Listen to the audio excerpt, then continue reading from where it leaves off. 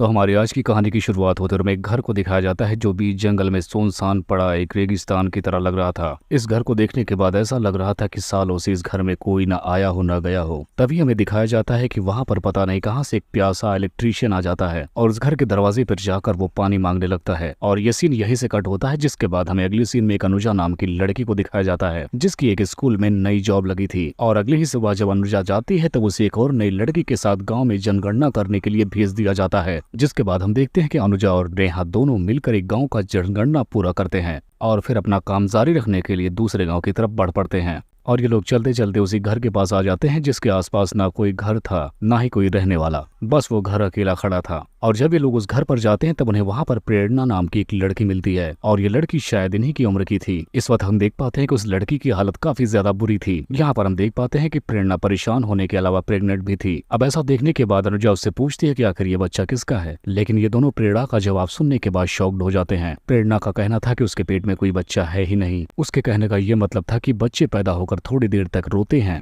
और फिर मर जाते हैं। अब प्रेरणा की ऐसी बातें अनुजा और नेहा को काफी हैरान कर रही थी। हम जान पाते हैं कि प्रेरणा के अलावा उस घर में 3 लोग और रह रहे थे, जिनमें एक लीला नाम की बूढ़ी औरत भी थी और उनका नौकर भोला और एक मर्द भी था। और ये सारे लोग प्रेरणा के क्या लग रहे थे, प्रेरणा ये बात किसी को नहीं बताती।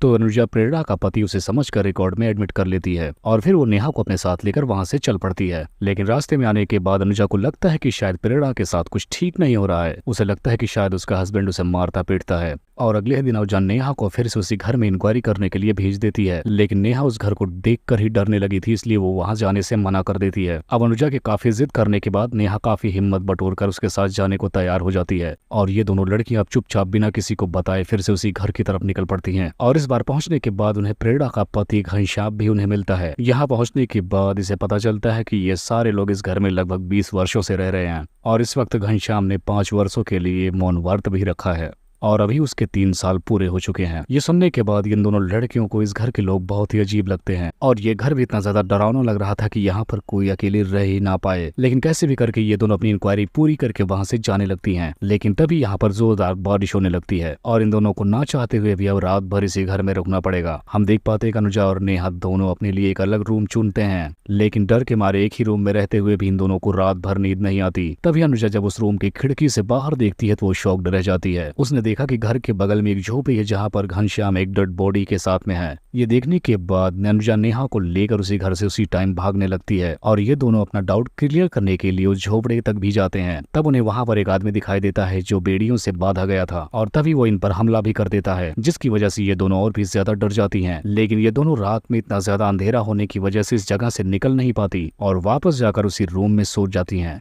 ये सोचकर कि इस घर वालों को नहीं पता चला होगा कि हम दोनों कहीं गई थी। अब जब सुबह होने के बाद ये दोनों उस घर से बाहर निकलने लगती है तक वहां पर वो जो बूढ़ी औरत थी वो घनश्याम को बताती है कि ये दोनों लड़कियां रात में कहीं गई थी। ये सुनते ही दौड़कर घनश्याम और भोला उन दोनों लड़कियों को पकड़ लेते हैं और इन दोनों को बहुत बुरी तरीके से मारते हुए अपने घर के नीचे वाले बेसमेंट में लेकर आते हैं। अब हम देखते हैं कि ये दोनों लड़कियां पूरी तरीके से किडनैप हो चुकी हैं और इन्हें खाने के नाम पर बस उतना ही खाना दिया जाता है जितने में ये बस जिंदा रह सकें, जिसके बाद उन्हें जानवरों की तरह मारा पीटा जाता। और जब ये दोनों बाहर जाने के लिए रोती चीखती चिल्लाती तो इन पर बाहर खोलता हुआ पानी डाल दिया जाता था और अब इनकी जिंदगी ऐसे ही रोते बिलखते गुजर रही थी। नेहा ये बात मान बैठी थी कि अब उसकी जिंदगी यहीं पर खत्म हो जाएगी क्योंकि अब यहाँ से इन दोनों का बाहर जाना नामुमकिन है। लेकिन इसी बीच अनुजा को उस घर का गटर पाइप मिल जाता है जहाँ से उस घर का गंदा पानी बाहर जाता है। तो ये दोनों उस पाइप के जरिए भागने के बजाय फिर से उसी झोपड़े तक जाते हैं जहाँ पर उन्होंने उस बधे हुए आदमी को देखा था। तब यहाँ पर हमें पता चलता है कि ये आदमी कोई और नहीं बल्कि वही कहानी की शुरुआत में दिखाया गया इलेक्ट्रीशियन है जो इस घर पर पानी की तलाश में आया था और अब वो खुद एक कैदी बन चुका है। यहाँ पर इलेक्ट्रीशियन इन दोनों लड़कियों को बताता है कि वो जब घर पर आया तो उसे एक बच्चे की रोने की आवाज सुनाई दी, जिसकी वजह से इन दोनों से यहाँ पर कैद करके रख दिया है। अब इससे पहले कि ये दोनों यहाँ से बाहर निकल पाती, नेहा का भाई वहाँ पर नेहा को ढूंढते हुए पहुंच जाता है और वो वहीं पर नेहा की पड़ी बाइक को भी देख लेता है, जिसकी वजह से वो समझ जाता है कि नेहा यहीं पर है। अब उसके बुलाने पर घनश्याम और भोला आते हैं और उसे बताते हैं कि यहाँ पर कोई एस नाम की लड़की नहीं आई है। लेकिन नेहा का भाई ये बात मानने को तैयार नहीं था कि उसकी बहन यहाँ नहीं है। अब उसके इतना बोलने के बाद घनश्याम और भोला मिलकर उसे वहीं पर नेहा के सामने मार डालते हैं, जिसके बाद ये लोग उस इलेक्ट्रीशियन को भी मार देते हैं और नेहा और उसकी फ्रेंड को पकड़ लेते हैं और वापिस उन्हें उसी कैद खाने में ले जाकर डाल देते हैं। लेकिन इस बार इनकी दरिंदगी इतनी बढ़ जाती है कि घनश्याम अनुजा को नोचने लगता है। इधर दूसरी तरफ भोला नेहा के साथ रेप जैसी भयानक हरकत करता है और इतना सब कुछ झेलने के बाद इन दोनों लड़कियों की फिर से सुबह होती है। रात के टाइम प्रेरणा नेहा को पानी पिलाने के बहाने उसके पास आती है और इस वक्त वो मेंटली डिसऑर्डर हो चुकी थी। लेकिन इस वक्त वो नेहा को कुछ ऐसा बताती है जिससे उस सुनने के बाद नेहा की रूह ही कांप जाती है। यहाँ पर वो बताती है कि घनश्याम प्रेरणा का पति नहीं बल्कि पिता है और वो उसे भी बहुत मारता है और उसके पिता ने ही उसकी माँ को भी उसके मौत के घाट उतार दिया। ये सुनने के बाद नेहा अच्छे से कहानी समझ जाती है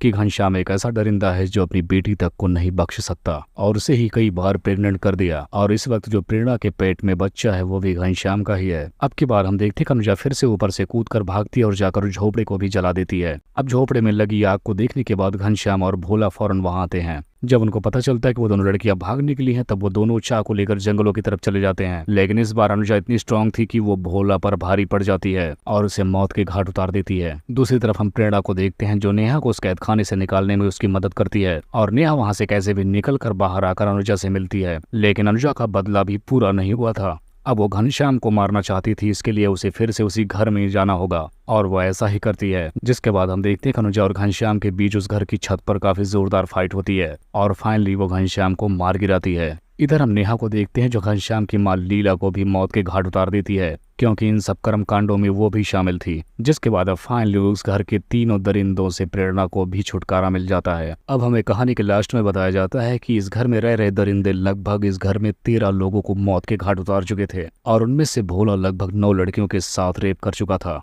और इसके अलावा घनश्याम की पत्नी सावित्री उसका पहला शिकार थी और यहाँ से जिंदा जाने वालों में बस 2 ही लड़कियों की गिनती थी जिनका नाम अनुजा और नेहा था और बस यहीं पर यह कहानी खत्म हो जाती है।